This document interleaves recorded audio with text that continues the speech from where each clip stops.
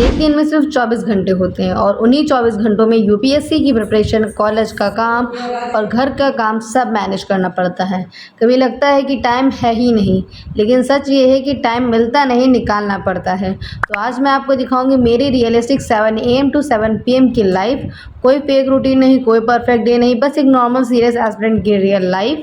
और वीडियो देखते हुए एक क्वेश्चन का आंसर कमेंट में ज़रूर बताना कि मैं जानना चाहती हूँ कि आप लोग कैसे मैनेज करते हो। Good morning everyone. मैं अपना दिन हमेशा पानी पीकर रिवीजन से स्टार्ट करती हूँ। मेरे लिए नए टॉपिक्स पढ़ना इंपॉर्टेंट है, लेकिन उससे भी ज़्यादा इंपॉर्टेंट है जो मैं पहले पढ़ चुकी हूँ उसे याद रखना। इसलिए आज मैं इकोनॉमी रिवाइज कर रही हूँ Oswal UPSC NCERT 1 for all से। इस बुक की एक चीज़ मुझे काफ़ी अच्छी लगी, जैसे क्लास 6 to 12 तक के इंपॉर्टेंट एनसीईआरटी कॉन्सेप्ट एक ही जगह मिल जाते हैं। रिवीजन के टाइम अलग अलग बुक्स निकालने की ज़रूरत नहीं पड़ती, इसलिए काफ़ी टाइम सेव हो जाता है। साथ ही प्रीवियस ईयर क्वेश्चन भी दिए गए हैं, जिससे पता चलता है कि एग्जाम में किस टाइप के कॉन्सेप्ट इंपॉर्टेंट होते हैं। अगर आप भी फास्ट रिवीजन करना चाहते हो तो इसका लिंक डिस्क्रिप्शन में है, और अगर आप मेरा कूपन कोड चांदनी01 यूज़ करोगे तो आपको 30% डिस्काउंट भी मिल सकता है। वैसे एक बात बताओ, आप सुबह उठते ही सबसे पहले क्या करते हो? रिवीजन, न्यूज़पेपर और मोबाइल स्क्रॉल? कमेंट में ज़रूर बताना, मैं सबके कमेंट्स पढ़ती हूँ। रिवीजन कंप्लीट करने के बाद मैं न्यूज़पेपर पढ़ती हूँ। करंट अफेयर यूपीएससी का बहुत इंपॉर्टेंट पार्ट है, इसलिए सिर्फ हेडलाइंस देखना इनफ नहीं होता है। कभी कभी एक आर्टिकल में बहुत सारे ऐसे वर्ड भी मिलते हैं जिनका मतलब हमें नहीं पता हो, तो हमें उसको डिक्शनरी फाइंड भी करना होता है और उस टॉपिक को अच्छे से समझना भी होता है। बट न्यूज़पेपर में हर एक चीज़ इंपॉर्टेंट नहीं होती फॉर यूपीएससी पर्सपेक्टिव।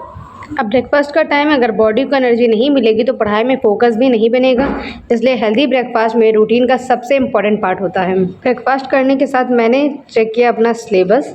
हाँ, यूपीएससी का सिलेबस जो कि बहुत ज़्यादा इंपॉर्टेंट है, तो मैं उसको डेली एक बार रीचेक ज़रूर करती हूँ। तो मैं उसको रीड कर रही थी। आपने कई बार सुना होगा, टॉपर्स कई बार कहते हैं कि आपको अपना सिलेबस याद होना चाहिए, तो अब मैं डेली एक बार रिवीजन ज़रूर करती हूँ, जिससे कि मेरे माइंड में बनी रहे चीज़ें कि मुझे क्या चीज़ें पढ़नी है और क्या चीज़ें छोड़नी है।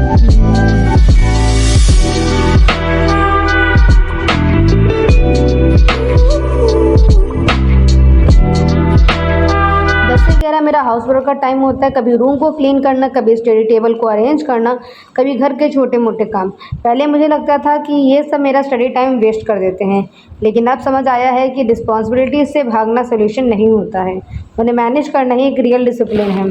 और हाँ, मैंने अपना कॉलेज बैग भी सफाई करने के तुरंत बाद तैयार कर लिया था। अब कॉलेज का टाइम हो रहा था और आज बिल्कुल भी ट्रैफिक नहीं मिला था। कॉलेज और यूपीएससी प्रिपरेशन को एक साथ बैलेंस करना ऑनेस्टली ईजी नहीं होता है। कभी असाइनमेंट, कभी प्रैक्टिकल, कभी अटेंडेंस, लेकिन इन सब के बीच भी हम अपनी मौज मस्ती का समय ढूंढ ही लेते हैं।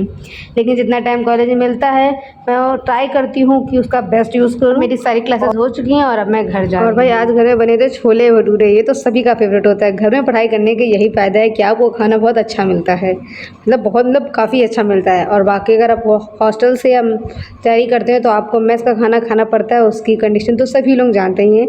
अगर आप में से कोई हॉस्टल से तैयारी कर रहा है तो कमेंट में ज़रूर बताना कि आप अपने घर को और अपने घर के खाने को कितना ज़्यादा मिस करते हो।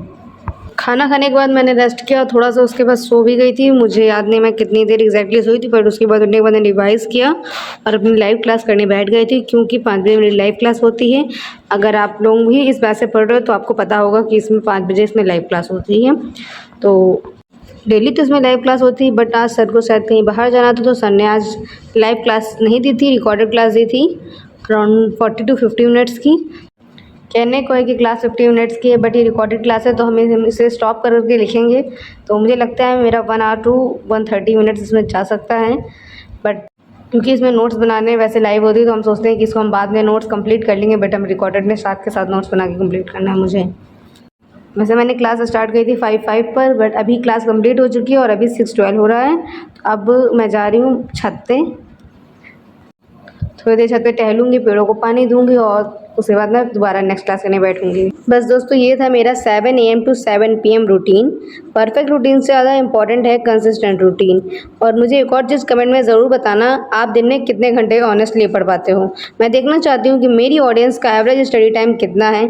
अगर वीडियो अच्छी लगी हो तो एक लाइक ज़रूर कर देना। और अगर आप भी यूपीएससी या किसी कॉम्पिटिटिव एग्जाम की प्रिपरेशन कर रहे हो और ऐसे रियलिस्टिक स्टडी ब्लॉग देखना पसंद करते हो तो चैनल को सब्सक्राइब करना मत भूलना, क्योंकि यहाँ हम मोटिवेशन नहीं कंसिस्टेंसी बिल्ड करते हैं। मिलते हैं नेक्स्ट स्टडी ब्लॉग में। Till then keep learning and keep believing in yourself.